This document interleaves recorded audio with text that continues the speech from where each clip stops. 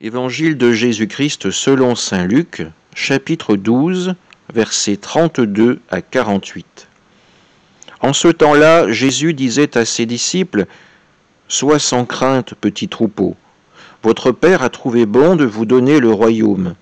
Vendez ce que vous possédez et donnez-le en aumône.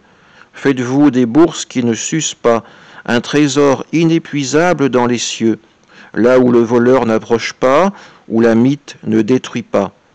Car là où est votre trésor, là aussi sera votre cœur. Restez en tenue de service, votre ceinture autour des reins et vos lampes allumées. Soyez comme des gens qui attendent leur maître à son retour des noces, pour lui ouvrir dès qu'il arrivera et frappera à la porte.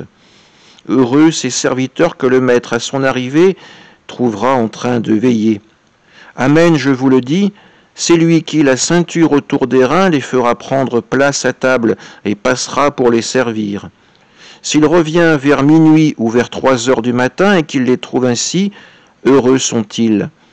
Vous le savez bien, si le maître de maison avait su à quelle heure le voleur viendrait, il n'aurait pas laissé percer le mur de sa maison. Vous aussi, tenez-vous prêts. C'est à l'heure où vous n'y penserez pas que le Fils de l'homme viendra. Pierre dit alors : « Seigneur, est-ce pour nous que tu dis cette parabole ou bien pour tous ?» Le Seigneur répondit : « Que dire de l'intendant fidèle et sensé à qui le maître confiera la charge de son personnel pour distribuer en temps voulu la ration de nourriture ? Heureux ce serviteur que son maître, en arrivant, trouvera en train d'agir ainsi.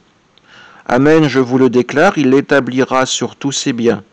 Mais si le serviteur se dit en lui-même : mon maître tarde à venir, et s'il se met à frapper les serviteurs et les servantes, à manger, à boire et à s'enivrer, alors quand le maître viendra, le jour où son serviteur ne s'y attend pas, et à l'heure qu'il ne connaît pas, il l'écartera, et lui fera partager le sort des infidèles.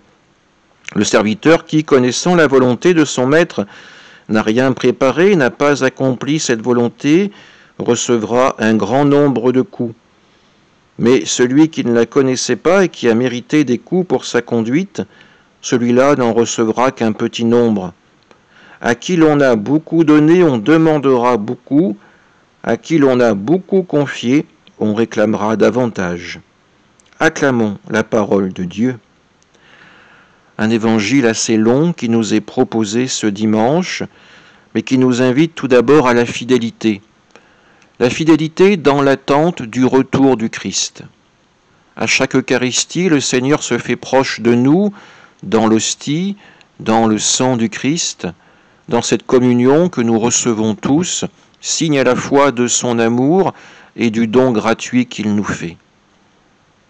Dans l'Évangile, Jésus prend l'image du retour inopiné du maître de la maison.